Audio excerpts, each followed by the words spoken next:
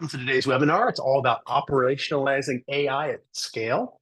We're joined by a team of experts from Vast Data and from Run AI, and we're looking forward to a lively discussion today. We'll wait just a few seconds to let the attendees jump in, and then we'll kick it off.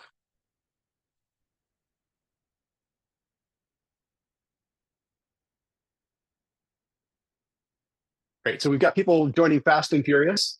So let's go ahead and get things rolling here. So today is really all about your questions. So we've assembled a team of experts that has real world experience helping customers like yourself bring AI from concept into production. And so we were looking forward to a lively discussion. The way we do that is by you asking us questions. So go ahead and hit the Q&A button as you think of something. And what I'll do is kind of break in as we do our demo and our slides, and we'll get that discussion rolling. And with that, let's go ahead and meet the team. So oops, let me back up one here. Stop sharing my screen so we can see everyone. So let's first meet the team from Run AI. Chad, would you introduce yourself? Yeah, thank you, Stephen. Good morning and good day to all. My name is Chad Chapman. I'm a solutions architect with Run AI. I cover large AI customers in the West US. My background is in infrastructure, virtualization, and data analytics with over 20 years in the tech industry. So nice to be with you today. Perfect. Thanks for joining. And Sam, tell us what you do at Run AI. Hey, happy Thursday, everybody. My name is Sam Haywood, VP Product Marketing, based down in Austin, Texas. Pleased to be with you today and looking forward to a great webinar. Thank you. Excellent. And Billy, tell us what you do here at Vast. Hi, yeah, I'm Billy Crafton. I manage the SCs for the eastern part of the US and Canada, as well as Latin America. Been at Vast for a little over 2.5 years. Awesome. And Vaughn, I like the hoodie. Tell us what you do here at Vast. Hey, I lead the systems engineering team for the western half of the Americas, and just happy to help support Nilay and the Run AI team on this webinar. Excellent. And Nilay, let's go ahead and introduce yourself, and then let's jump right into it. Absolutely. Good morning, everybody. Nilay Bhattacharya. I lead AI solutions engineering at Vast. I want to thank our partners, Run AI, for joining us today.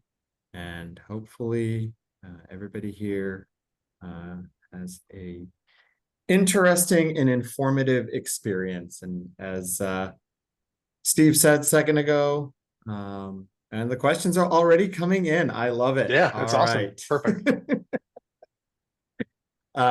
So actually what I'll do is, Gary, I'll answer your question in just 1 second here. I think it's a great lead in to the slide after this.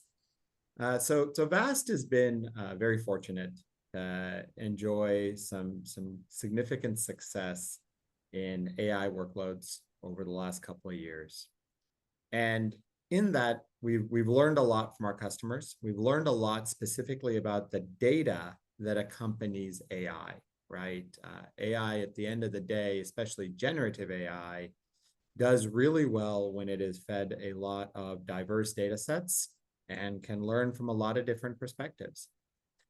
Getting those data sets into your AI training environment is a bit of a process, right? It's not just as simple as, oh, I'm going to take all of my data and copy it into my training environment. You actually have to go through a preparation process where you go over the data, you identify what data is suitable for training purposes, and further you subdivide that data into training data and evaluation data, right? Because at the end of the day, if all of your data was training data, you'd have no way of knowing if your model is actually performing the way you expect it to.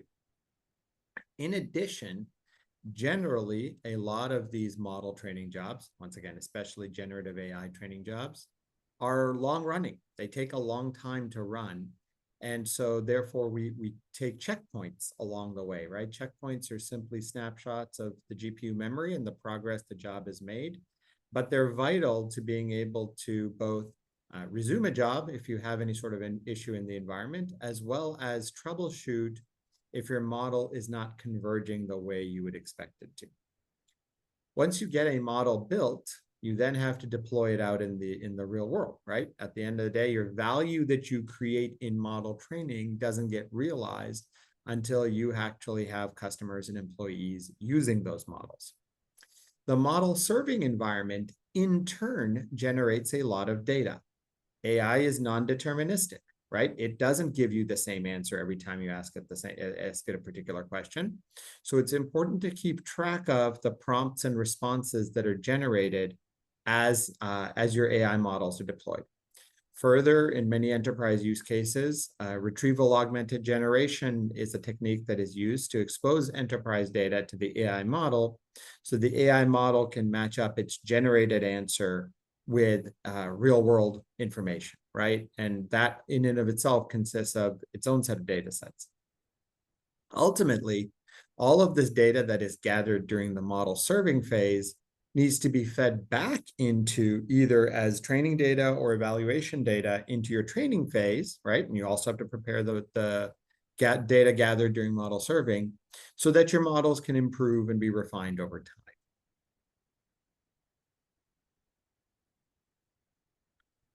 All right.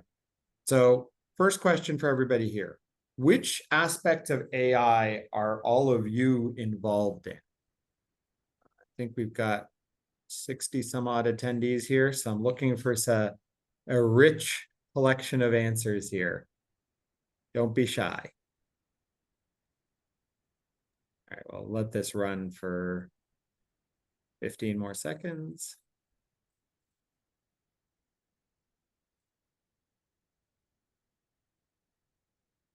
All right. Good participation. Yeah, interesting, right? A lot of folks that are involved on the front end of the AI process, which we love, right? Because at the end of the day, right, like every other process in life, if you have good, clean data going in and feeding your AI efforts, you're going to get better quality results.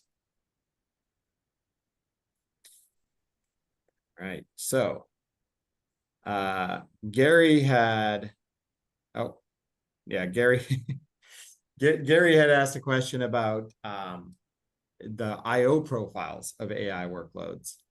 And one of the things to realize when it comes to AI workloads is that not only are there unique IO, I don't know that there are so many necessarily unique IO profiles. What's interesting about AI is that the data comes from many different places, right? So you're looking at historical data that has been captured throughout the history of your company.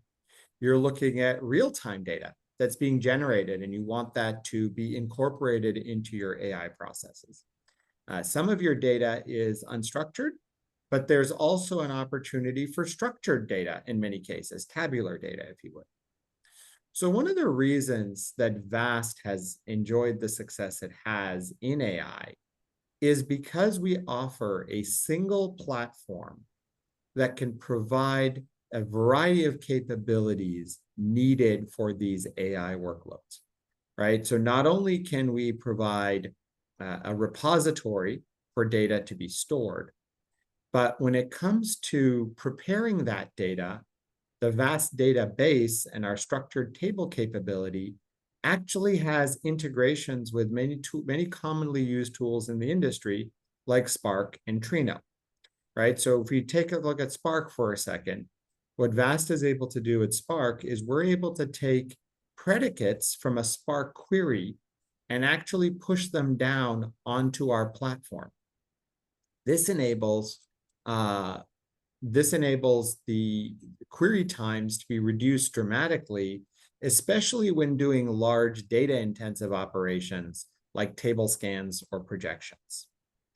VAST also offers a data space. The VAST data space is a global namespace that allows many clusters, VAST clusters in the environment to collaborate with each other, right? So especially when you look at AI workloads, both model training as well as model serving, oftentimes you're not going to have all the GPU resources you need to complete a job in one location, nor are you often going to have all of the data that you want to train on in a single location. So what the VAST data space does is it provides a global namespace where clusters synchronize information at the metadata layer so that every cluster is aware of all of the data available on all the other clusters. We can do this without having to pre-stage or pre-replicate the data.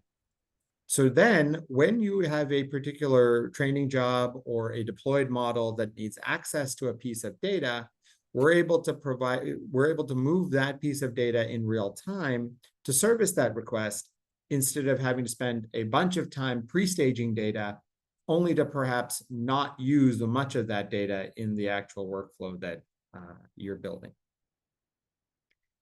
So one of the things we realized at the beginning of this year was that in addition to providing a data platform and working with partners like NVIDIA on the networking and GPU components, our customers were looking for more of a full stack solution to help them consume AI faster.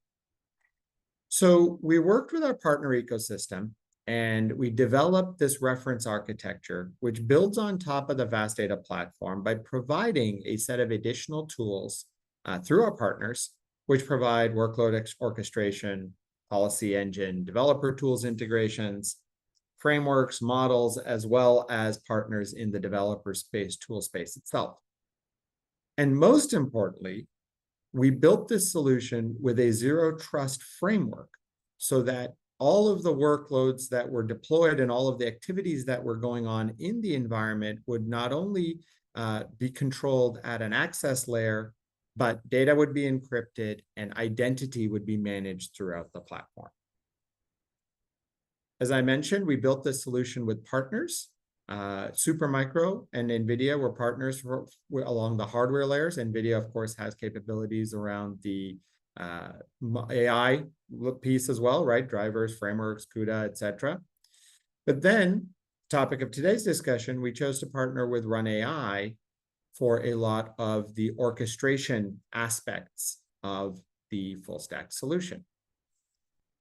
With that, why don't we jump into a little bit of an overview on Run AI? Yeah, thank you, Niloy. I'll be providing a brief overview and history of Run AI and then moving to a walkthrough of the product. So as you see here in 2018, Run AI was founded under the premise that AI would eventually be everywhere. And the mission was to become the platform or operating system for AI and manage AI infrastructure for innovators. So with this in mind, it became apparent that the majority of organizations, the majority of customers would leverage AI in the construct of containers and Kubernetes. So Kubernetes quickly became the focus of Run AI and is the foundation of our platform. At Run AI, as you see here, we serve a diverse set of customers in financial services, healthcare, research institutions, and telecommunications. One of our larger customers cited here, Adobe, it gave a talk at GTC recently, and their use case involves scheduling and orchestrating small AI workloads and large distributed AI workloads on over 15,000 NVIDIA GPUs in a cloud provider. All of this scheduled and orchestrated by Run AI. The increase in efficiency for Adobe and in GPU utilization saves them multiple millions of dollars each year. So being an NVIDIA preferred partner ensures that Run AI clients can fully utilize their compute resources for AI and machine learning projects.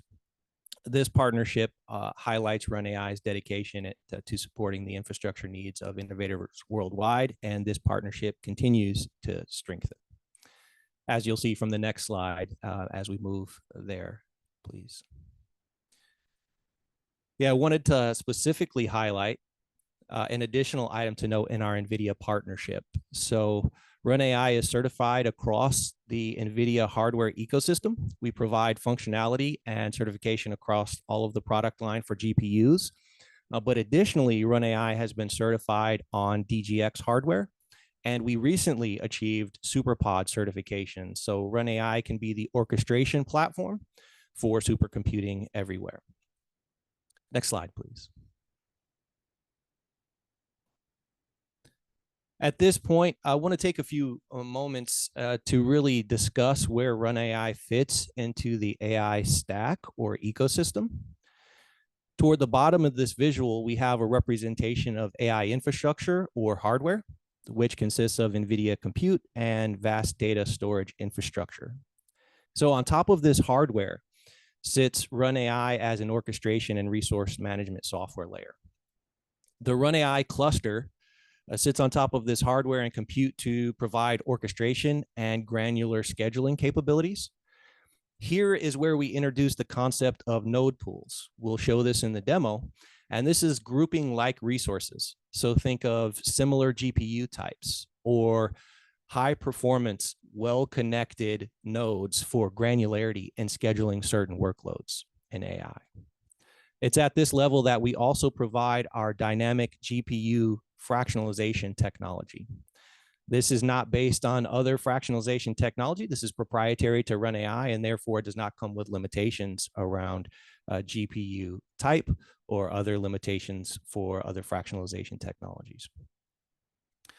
The Run AI control plane on top of this offers the multi-cluster management capabilities that can cover hybrid cloud environments or on-prem environments. This is where users, teams, and workloads are provisioned and where access control is implemented.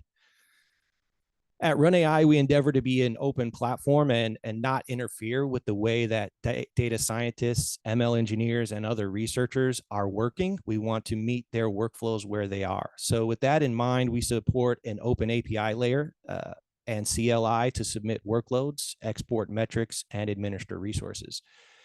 This open concepts extends to the Run AI dev layer, where we support an existing tools of researchers, really any existing tool that developers may be using. And the goal is to, again, meet them where they are with the ability to use any well-known tool like Jupyter notebooks, weights and biases, MLflow, etc. And here we even support any custom tool that can be containerized. So really, let's talk about the end value of this approach. And the Run AI platform really here is highlighted with two messages that we hear from our customers. Number one, an increased efficiency of GPU compute resources and increased utilization. The result here is deploying AI faster, creating AI products more quickly, and cost savings simply from increasing efficiencies on the GPUs that you already own or have. The second, which we hear really is just as important, is a streamlined self-service access to GPU resources by developers and researchers. Some of our customers actually come to us where the researchers have a significant management overhead, maybe even logging into a spreadsheet using an honor system to find GPUs and reserve them before they could submit an experiment or an AI workload. So Run AI handles all of this, and we enable hands-off allocation, scheduling, and orchestration of workloads to ease the burden on data scientists and engineers. With that, I'll go ahead and share my screen, and we'll go to a brief overview of the Run AI product. So what you see here is the Run AI dashboard. Again, it's important to mention foundationally, we are built on top of Kubernetes. So the benefit, along with massive scale of Kubernetes, is that anywhere Kubernetes can run, Run AI can run as well. And so we think of whether it's in a public cloud provider or on-prem hardware such as DGX or SuperPod, we can run and orchestrate AI workloads in those environments. With this, it can be any cluster. We have a multi-cluster management for managing from the same tool or view. So the concept is Run AI is sitting on top of a pool of compute and orchestrating the sharing and access of that compute.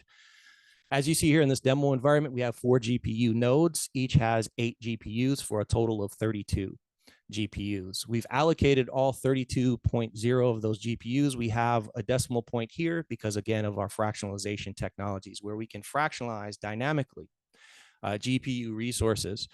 In the instance of workspaces or notebook type of applications, interactive workloads, there may not be a need for developers or researchers to have access to an entire GPU. We may be able to increase efficiency on GPUs by increasing density on that GPU, having more users per GPU, more users per node, and bringing up the efficiency and utilization of the GPU infrastructure.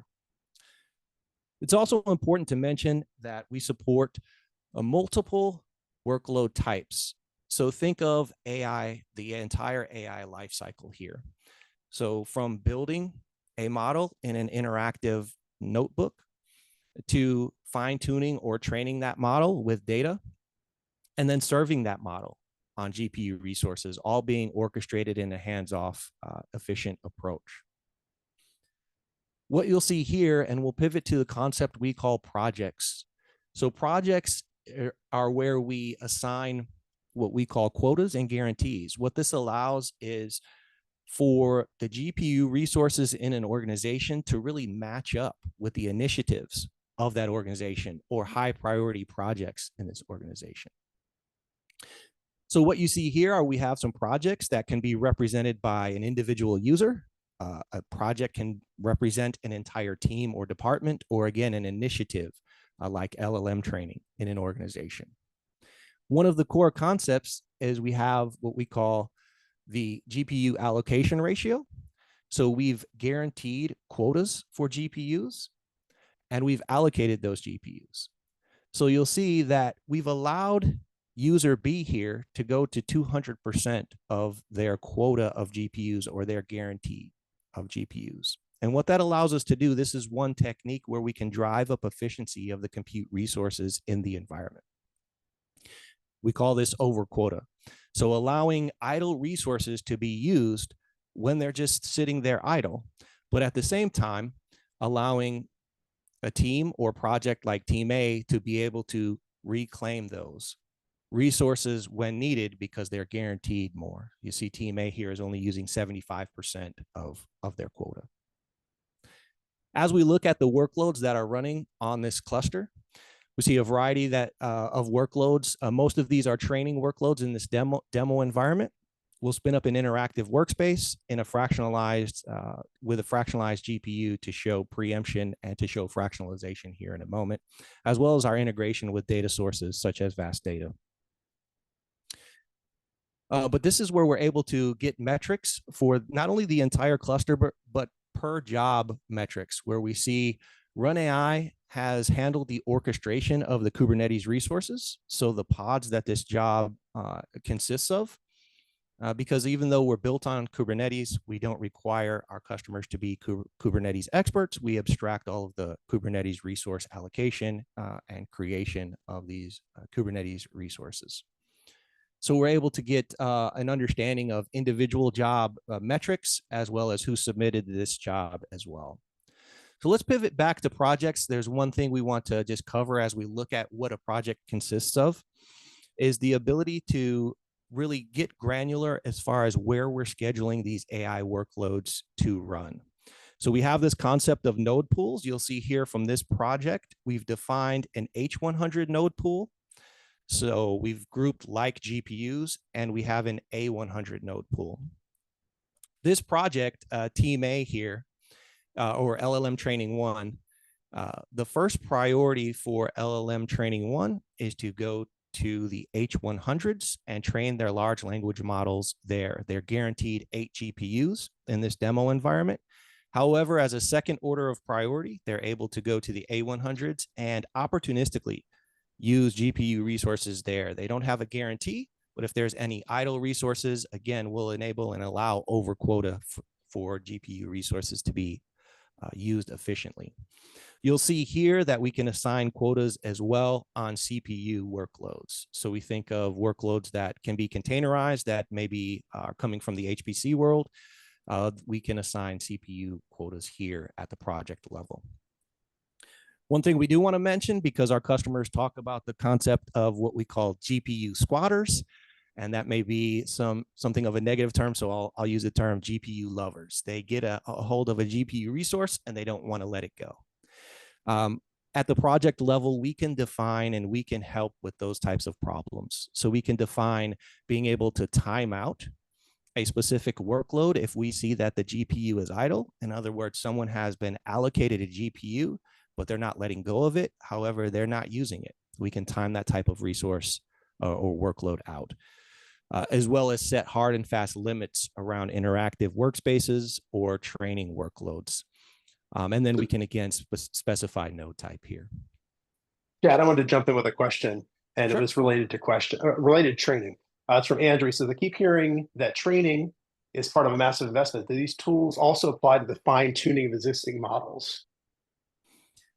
Yeah, absolutely. So what we see our customers do is build and fine tune and train all on GPU resources. And so the point is, whatever you're doing, kind of whatever part of that AI lifecycle you're in, um, using those GPU resources in a shared manner and allowing Run AI to schedule that is a big part of what we do. And I think this will help answer the question. As we create a workspace, we'll go ahead and create a workspace for Team A. This will help us reclaim some of those workloads that we see Team B or User B, excuse me, is using. We'll go ahead and just name this Test Workspace 1 here, Test WS1. In workspaces, we can use a variety of tools. Again, we support an open way of using existing tools, really any existing tool that can be containerized, whether it's Jupyter Labs, Jupyter Notebooks, VS Code, RStudio, MLflow. You see kind of the variety of tools we can support. For this demo, we'll just spin up a Jupyter Notebook workspace. And we also are able to define compute resources. So think of t-shirt sizes around how many GPU resources you want people to use and people to see in the organization. So we'll go ahead and select half of a GPU. You'll notice as we scroll to the second page, we have a CPU only GPU resource or compute resource here as well for CPU only type workloads.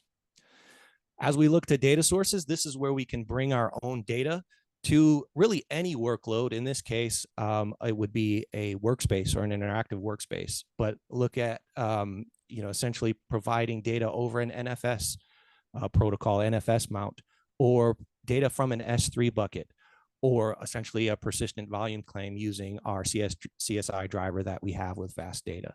This again is big part of the AI lifecycle as far as bringing your data to your AI workload. So we'll go ahead and create this workspace and then pop in. And again, I think this will help give a little bit of clarity. As we create this workspace, we want to highlight what's going on here. You'll see we are intelligently and in a hands-off approach preempting this training job, because what we have is we have this Team A. They were not using all of their GPU resources that they were absolutely guaranteed. So essentially Team A is reclaiming some of those by spinning up this workspace. So we're sending an intelligent signal to preempt and checkpoint this workload so that it will automatically resume once GPU resources free up. And then we'll start spinning up this test workspace on a fraction of a GPU.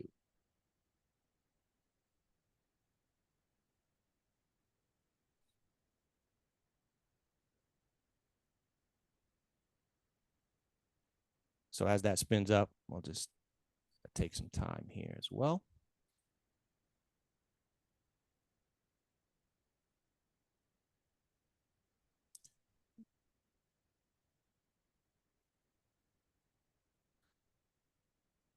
Bear with me while that spins up. My apologies. Testing the live demo gods. Maybe a good time to pop in with a question.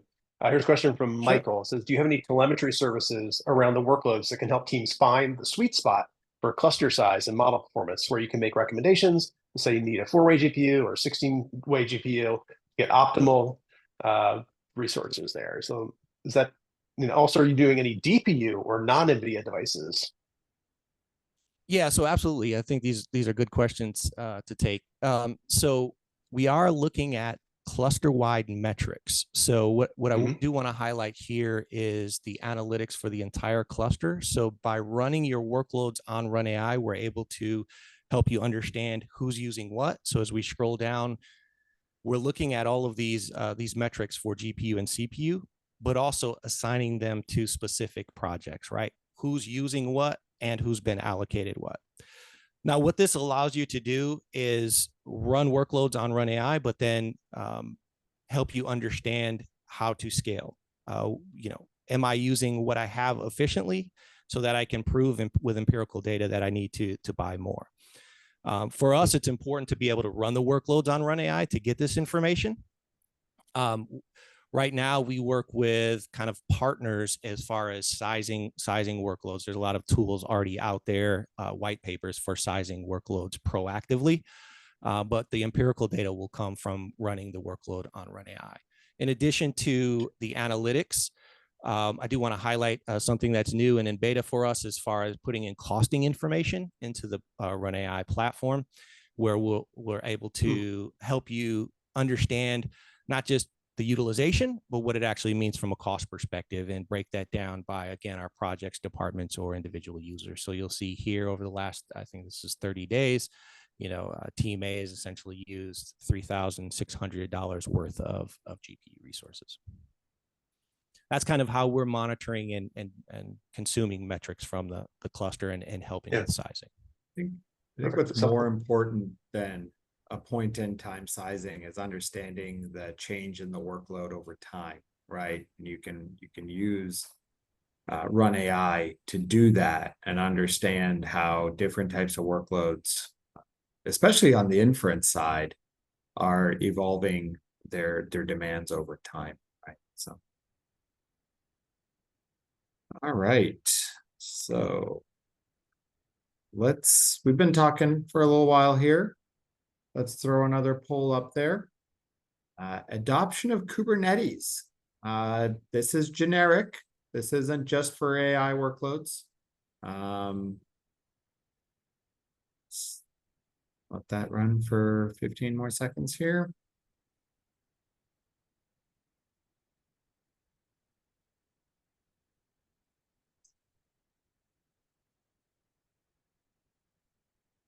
All right. So good mix of Kubernetes usage in both public and private environments. Those of you that are struggling with Kubernetes, would love to both Vast and Run AI would love to talk to you as a follow-on item. There'll be an opportunity for you to ask to have that conversation later on. But before we move on, Chad and Vaughn, can you comment at all on what you are seeing as far as GPU adoption in your customers? Are you seeing customers adopt within private environments, public environments? How are you seeing your customers, kind of dive into this GPU world that we live in today? Yeah, I can kind of take the first part of that. For us, it's very diverse. Many of our customers, we talked about Adobe. Again, they're using NVIDIA GPU instances in a large cloud provider. We have other customers who are running on-prem, if you will, with DGX hardware and SuperPod. So we're seeing a variety of implementations there. The important thing, again, that we come back to is researchers are having difficulty or have so much management overhead in actually getting access to those GPUs wherever they are. So we see a very diverse set of both cloud provider and on-prem hardware for GPU instances. And just as a note, Niloy, I did get the workspace spun up here. So if you wanted me to at least continue that last part on the demo, I absolutely willing to do that. Yeah, absolutely. Go ahead. Let me go ahead and apologize about the timing of this, but in answer to one of the questions, I did want to highlight being able to get this workspace up and running. We showed preemption. So what I can do now with this interactive workload is go ahead and connect to Jupyter notebooks, and I've done that here. So, very similar interface.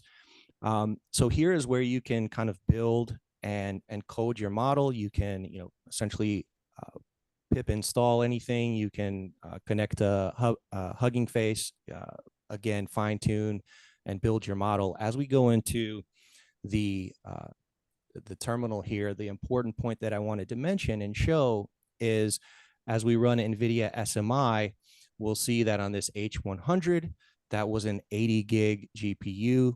We have dynamically fractionalized this to essentially half of that, right? So we are using Run AI's fractionalization technology really anywhere for any AI workload. And this example is workspace specific, but and interactive notebook specific. But the point is now we're increasing utilization, we're increasing efficiency and increasing density. So again, being able to, whatever life cycle, a part of the AI life cycle it is, being able to schedule and orchestrate the right amount of GPU resources with Run AI is the point here. Yeah, and Chad, before you go away, Oh. Amit had a question, which I think is good to show to people here. So there's a, his question was, do you have a way to identify if a GPU is idle because of tail end latency of one job? But I think more generically, it's can we differentiate between provisioned GPU resources versus what's actually being utilized by the job? Want to kind of speak to that real quick? Yeah, absolutely. So, really, the depth of what we do at Run AI comes in with a very integrated stack with CUDA and with everything that's going on, every process essentially that's going on the GPUs we're looking at, and obviously orchestrating. And so the point is, we do have the ability to determine what idle GPUs, what essentially is spin up a workspace, and although there may be some things going on in that workspace, if it's not using GPU resources, we'll absolutely be able to determine that. Yeah, exactly. And that's a key part of the value proposition here, right? When Chad and Sam talk about what they're able to, claim in terms of efficiency, that comes from being able to identify and reclaim those resources. All right. So as I alluded to earlier, VAST has partnered with Supermicro, NVIDIA, and Run AI to build this full stack offering. Supermicro, obviously, from a hardware perspective, both in terms of GPU hardware, as well as the hardware that the VAST software runs on. NVIDIA offers many drivers and accelerator toolkits that all of you are familiar with, along with AI workload frameworks and pre-trained models, such as NeMo, that are very public. In the middle of all of this, pulling the pieces together is Run AI, right? Integrating in the developer experience with a control plane for resource pooling and sort of driving policy in your environment. And then, of course, directly orchestrating the workloads onto the clusters and doing intelligent allocation of GPU resources. So let's kind of dig in a little bit on how all the pieces work together. It really is a three-legged stool of components that work together. The solution is based on Kubernetes. We leverage Kubernetes to provide the workload hosting environment, and Run AI integrates with the Kubernetes environment to provide much of its functionality. There's also an integration between Kubernetes and the VAST infrastructure, right? First and foremost, using the CSI, the container storage interface, to provision data volumes as needed by workloads, but then also being specific about how those volumes, how the access to the volumes is being established, such as using things like GPU direct storage or multipath NFS. Also, workloads can interact with the VAST platform using protocols like S3, as well as Spark predicate pushdowns and Trino for SQL queries against the database, as we discussed earlier. On the VAST side, we have a multi-tenant solution. So each tenant that is in the environment gets its own independent namespace and working space. Within that tenant, we are able to carve up what we call views, which are synonymous to mount points and buckets and other groupings of data. Also, we enable each customer to bring external keys into the equation, right? So privacy and security of data is very critical for these types of workloads and use cases. And so having external key management when each user can bring in their own keys is critical to the overall success of the solution. VAST also offers a catalog, which provides visibility into all of the objects that are stored on our platform, along with the audit behavior of those objects, right? And when it comes to AI, understanding what data was used to train which model, and when deployed, what data is being accessed by which users on which model is very critical. That is what the VAST catalog enables. Run AI obviously integrates with VAST at a metrics level as well as a provisioning level to make sure that the resources the Kubernetes clusters need are available. Tying all of this together is identity management and identity providers, right? This is critical to the overall zero trust architecture and knowing that the person running the workload actually is the person running the workload, and it's not some sort of masqueraded or generic user doing that, right? So as you can see, you have tenant identity that the VAST tenant is connected to.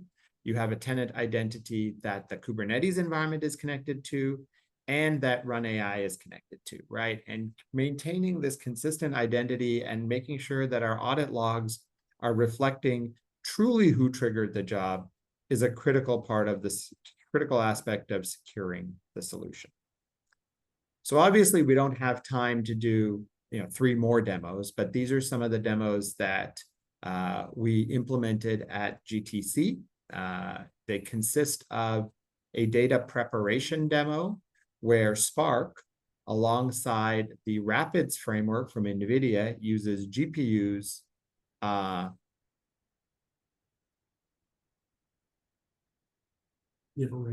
yeah, trying to figure out. Steve, you want to help me with the raised hand here? Sure, let me go ahead and take a look at that. All right. Just interrupt me. So we're Spark leveraging the Rapids framework is integrated with the Rapids framework as well as the VAST database, and that enables us to accelerate both the computationally intense points as well as the data intense portions of the data preparation process, right? So there's computationally intense pieces such as deduplication and so on and so forth, as well as data intensive portions such as table scans, et cetera. And we actually show you that integrated system working together. The second demo we have focuses on model training, and it focuses on model training across data sets that are located in different sites. So we can leverage GPUs that are located in a single site to access data through our global namespace that is located in different sites, and then go ahead and actually have full traceability of that, right? So in that demo, we show how the VAST catalog can be used to create a data set and track what data is being used to train which model and when it's being deployed. Third, we have a model serving demo. And in that demo, we showcase using, once again, global namespace to populate a vector database with data in one location that is then available to inference sites around the world. Further, we show how VAST database can be used to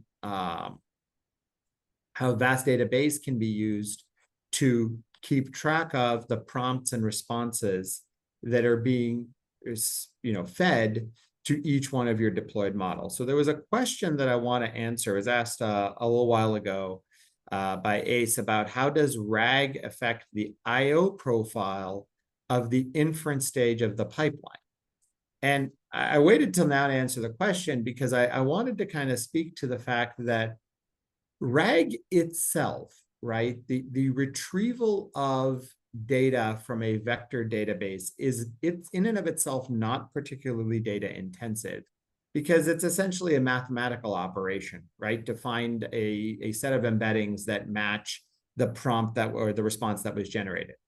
However, loading data into that vector database, as well as keeping track of the prompts and responses, is definitely very data dependent, right? So when you think about IO profiles here, don't think about it only in the sense of IOPS or gigabytes per second of read or write.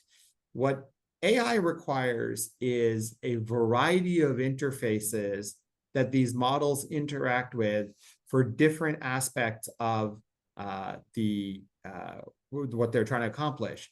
And so that's really what's more unique about the IO profile of an AI workload, less so that, it has a particular read or write bandwidth or latency requirement.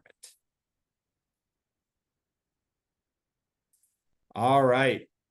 Getting close to the end here. What are the most challenging parts of your operations? A lot of these are, enterprise challenges. Give it just a few seconds With this here. being the third of these live sessions, it's interesting to see, how these kind of come across, right? We ask these questions to people in APAC and EMEA, and now we're handling North America. So it's people have the same, generally the same responses, but it's interesting. Great participation today. Thank you all for your questions. Yeah, I know, absolutely agree. And fortunately, seem to be a lot of folks that are worried about efficient resource management and GPU sharing and access. So I think you came to the right webinar if those are your concerns. Security and monitoring remain up there. And obviously security is an integral part of this solution, right? At the end of the day, none of us are going to be deploying AI workloads if they can't be trusted and secured. Billy, a quick question for you. What are you seeing in your customers as far as GPU adoption and some of the barriers to that adoption? I think a lot of customers are right now trying to look at the tool sets that are available and how do they optimize AI and what does AI mean to the workspace of what they're trying to accomplish. Whenever you look at it, nobody really cares as much about the tools. They're looking at results whenever you start talking at the CISO levels. And right now, what we're looking at is a lot of companies are trying to figure out how do I deploy it, and then how do I get the actual results that I can then quantify back and justify any type of investments. Yeah, no, exactly right. It's one of those things where everybody understands the need to invest, but how you do that and how you do that in a way that doesn't run away from you is very critical. All right, with that, what are some of the resources we are bringing to you? So VAST, RunAI, Supermicro, NVIDIA, we have gotten together to create a set of blueprints that will be available publicly. These blueprints are both CSP, service provider focused, as well as enterprise focused. And in the service provider space, we have blueprints that are focused on both large-scale AI training, as well as model serving and inference, right? So doing distributed inference, leveraging a product like RunAI to run your models at hundreds of sites. We also have enterprise-focused blueprints, right? So we have one with Red Hat OpenShift using RunAI and various AI tool chains that customers bring to the table, as well as an NVIDIA AI for Enterprise blueprint, basically building that full stack solution, starting with compute, network, and storage, all the way up through the management layer and into the NGC and everything that NVIDIA brings to the table. For each one of these blueprints, you will get access to a unified RunAI dashboard that shows you compute, network, storage, performance, and cost metrics.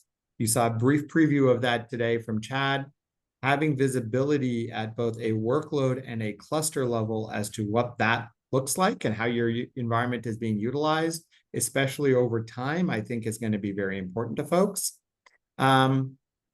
The ability to provide repeatable environments. You saw from Chad how he was able to create a workspace at a platform engineering level. That's what infrastructure folks are going to need to do, right? We're going to need to provide our constituents environments to use that contain a certain set of tools that the companies have standardized on, and RunAI provides the ability to do that. Lastly, I talked a little bit over the course of the webinar as to the vast data space and the ability to run workloads in multiple different locations without needing to pre-stage the data.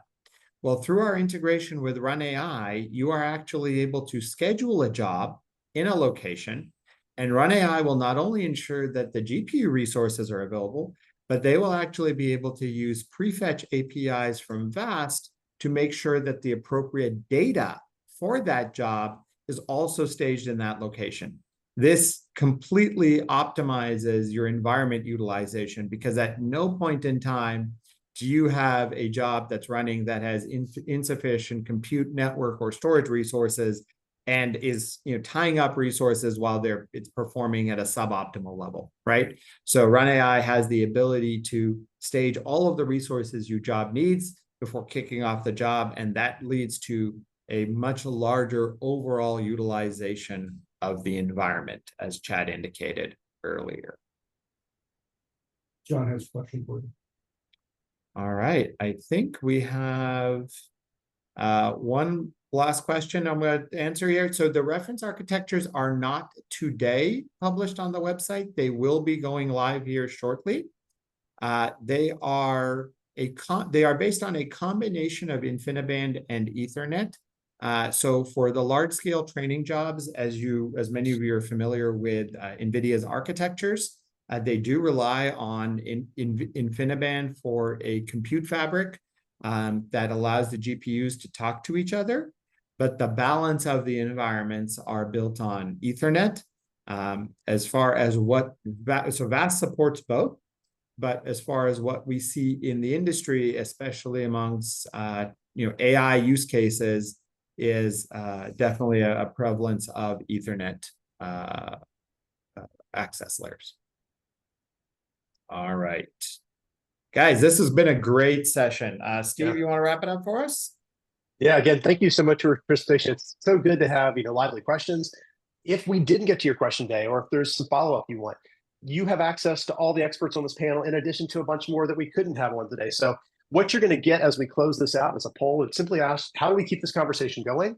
Ask us that question. We're glad to set up an in-depth demo or a Q&A session. Again, this is the team that is helping some of the largest customers in the world roll this out in production and do it right. So please take advantage. Again, thank you everyone for joining. Thanks to the Run AI team. Of course, thanks to the VAST team for joining as well today. Thank you all for your participation, and let's keep in touch. Thank you all, and have a great day.